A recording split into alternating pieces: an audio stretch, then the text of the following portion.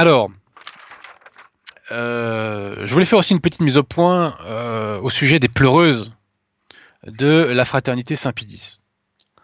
Pleureuses qui me reprochent de rappeler que la fraternité Saint-Pédis est ralliée à la secte conciliaire, qu'elle est donc une institution conciliaire, et de rappeler que la fraternité Saint-Pédis véhicule des hérésies gallicanes, et notamment elle nie l'autorité et la soumission du haut pape, et elle nie l'infaillibilité du magistère ordinaire de l'Église. Bon. Je réponds à mes contradicteurs qui viennent pleurer sur divers réseaux sociaux qu'il est inutile de m'insulter. Il est inutile de me calomnier, il est inutile de médire, il est inutile de hurler. Car ce que j'évoque là, ce sont des faits. Et ce ne sont pas des faits que j'invente pour être méchant. Ce sont des faits que j'ai relevés dans la réalité. Voilà. Et quand je le dis, ça ne m'amuse pas. Parce que derrière, pour les âmes, c'est une boucherie. Hein. Donc, concernant le fait que la fraternité Saint-Pédis se soit ralliée par toute une série d'accords pratiques relatifs à l'administration des sacrements, eh bien, je renvoie à une conférence qui a été faite par l'abbé Salnave. L'abbé Salnave n'est pas un prêtre non nacum. Il appartient à la résistance de Monseigneur Williamson, donc c'est un lefévriste non rallié. Et l'abbé Salnave a fait une conférence au mois de mai 2019, que vous trouvez en quelques clics sur YouTube, dans lequel il commente les textes qui réglementent les relations entre la fraternité Saint-Pédis et la secte conciliaire. Et qu'est-il dit dans ce texte relevé par l'abbé Salnave? Il est dit qu'il n'est pas besoin de faire d'accord entre la fraternité et la secte conciliaire, parce que la secte conciliaire serait, soi-disant, l'Église catholique. Je rappelle que suite au sacre de 1988, Monseigneur Lefebvre avait établi une doctrine, ou plutôt une ligne, qui était pas de ralliement à la secte conciliaire, sikh, tant que il n'y a pas d'accord doctrinal entre les deux structures. On voit que Monseigneur Follet a balayé les dernières volontés de Monseigneur Lefebvre et qu'aujourd'hui, la fraternité est sur une ligne selon laquelle il n'est pas besoin de faire d'accord. Et nous, disent-ils, il vaut mieux parler de normalisation ou de renouvellement d'approbation canonique entre la fraternité et la Rome conciliaire. Donc on voit bien qu'il n'y a plus de pomme de discorde entre la fraternité et Rome, d'un point de vue institutionnel, puisque la fraternité s'est ralliée. La fraternité est intégrée à la hiérarchie conciliaire, et c'est un fait, et c'est pas la peine de venir hurler quand je le rappelle. J'aimerais que la fraternité assume davantage, que les fidèles assument davantage d'être en communion aussi avec Bergoglio. La fraternité professe des hérésies, et elle professe une hérésie qui rend fou, qui est la négation du magistère ordinaire de l'Église. Pourquoi? Parce que quand on nie le magistère ordinaire de l'Église, on ne sait même pas en théorie sur quoi repose la foi catholique. Et l'un des résultats de cela, c'est que les gens de la fraternité n'arrivent même plus à appliquer le principe de non-contradiction. Exemple que j'ai déjà évoqué. Suite à l'affaire Pachamama, l'abbé de la Roque, pendant la fête du Christ-Roi, a fait un sermon dans lequel il qualifiait Bergoglio et son entourage d'antichrist. Mais petit problème, quelques minutes après avoir qualifié les intéressés d'antéchrist, l'abbé de la Roque était Unacum Francisco. Donc il était Unacum avec un individu qu'il venait de qualifier à l'instant d'antéchrist. Je ne fais pas le mesquin procès d'intention à l'abbé de la Roque de dire, enfin je fais pas le procès d'intention de dire que l'abbé de la Roque souhaite être en communion avec un antéchrist. Il ne le souhaite pas, bien entendu. Mais de facto, il l'est. Donc on voit bien qu'il n'y a pas de logique. Il n'y a absolument aucune logique. Il n'arrive pas à appliquer le principe de non-contradiction.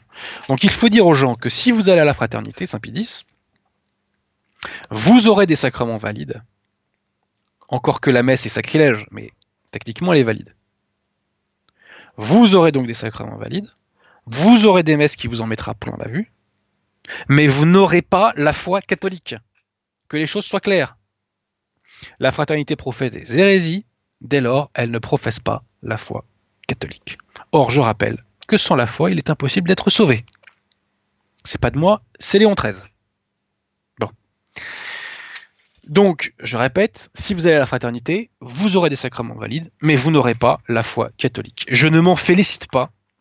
Ça me fait même mal au cœur. J'ai beaucoup d'amis à la fraternité, de connaissances, j'ai même des contacts business. Il y a même des gens qui sont dans la cohérence absolue parce qu'ils vont à la fraternité tout en étant, entre guillemets, c'est des vacantistes.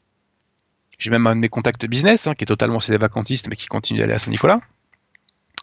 Passons. Je souhaite le meilleur aux fidèles de la fraternité. Et quand on dit aux gens qu'on souhaite le meilleur, eh bien je dirais que c'est que à commencer par la conversion. Hélas, je constate que la fraternité est aussi une école de tiédeur, une école qui attiédit les âmes. Et je remarque que les plus mous à la fraternité, ceux qui se sentent le plus soumis à Bergoglio, ce sont les jeunes. Il y a une forme de résistance encore chez les gens qui sont arrivés à la fraternité dans les années 80-90. Mais chez les jeunes, il y a une mollesse qui me foudroie. À chaque fois que je parle avec un jeune de la fraternité, à quelques rares exceptions près, je suis détruit intérieurement.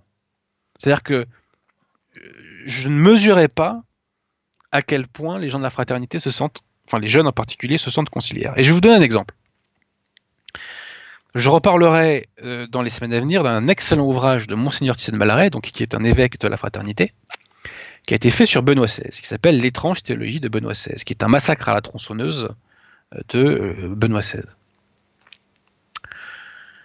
Et sur mon Facebook, je cite des extraits de cet ouvrage, et je mets un bref commentaire. Et qui vient péter un câble en commentaire? Un lefévriste. Un lefévriste. C'est-à-dire que, premièrement, apparemment, il ne sait même pas qui était Monseigneur Tissier.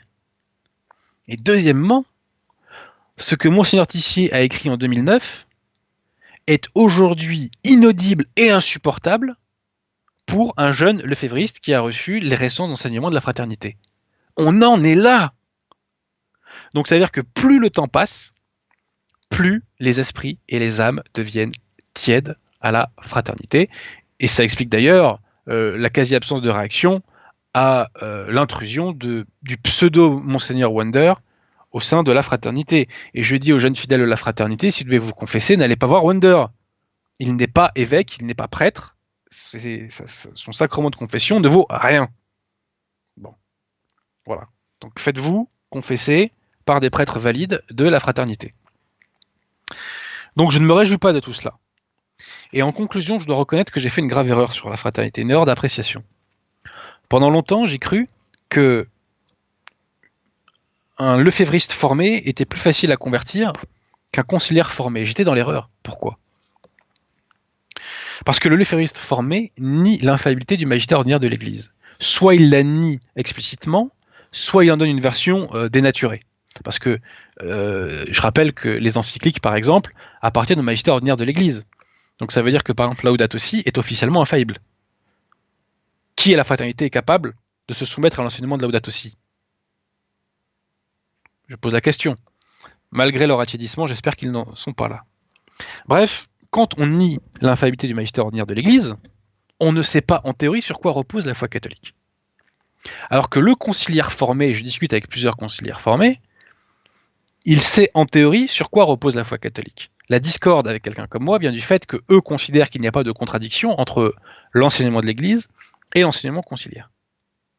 Mais si un jour on arrive à faire comprendre à un intéressé qu'il y a cette contradiction, à ce moment-là, il se convertit. Tandis que si vous faites comprendre cette contradiction à un lefévriste, eh ben, il ne va pas bouger. Parce qu'il n'est même pas au courant que le Saint-Esprit rend impossible ce type de contradiction. Voilà. De contradiction, je dirais, dans l'enseignement de l'Église, je veux dire, parce que bien entendu, il y a contradiction permanente entre l'enseignement conciliaire et l'enseignement de l'Église catholique. Voilà. Mais dans l'enseignement de l'Église, il est impossible qu'il y ait des contradictions en matière de foi et de mœurs. Le Saint-Esprit l'empêche. Donc s'il y a des lefévristes qui m'écoutent, eh bien ma foi, qu'ils l'apprennent s'ils l'ignoraient. Donc tout cela ne m'amuse pas. Je ne dis pas ça par plaisir. J'espère que les lefévristes vont se convertir, qu'ils vont réussir à s'appliquer le principe de non-contradiction, parce qu'être en communion avec Bozo le clown en 2020, ça commence à être pénible. Et ce n'est pas rendre service aux gens que de leur mentir. Mon devoir à moi, qui ai eu la chance de tomber sur les bonnes personnes, de tomber sur les bons prêtres, et les bons laïcs, moi qui ai eu cette chance, c'est de faire partager cette chance. Sans doute, si je n'avais pas rencontré les bonnes personnes, je serais allé à la fraternité, puisque en 2011, j'avais rencontré l'abbé Schaeffer, qui est un prêtre de la fraternité, et qui est un prêtre d'ailleurs, c'est des vacantistes. J'avais dîné chez lui, on avait beaucoup discuté avec un ami. L'abbé Schaeffer qui nous a quittés en 2013, prions pour lui. Donc, même s'il était à la frat, il était non nonacum. Bon. Peut-être que je serais à la fraternité si j'avais pas rencontré les bonnes personnes. Bon, la providence a fait que j'ai pu rencontrer les bonnes personnes. Donc je fais partager cette chance, et voilà, donc je dis aux lefristes qui m'écoutent, intéressez-vous au magistère, et n'oubliez pas que le magistère ordinaire de l'Église est infaillible. Voilà. J'ai été un peu long et je m'en excuse. Avant d'appeler notre invité, Monsieur Pierre-Tirmont, si vous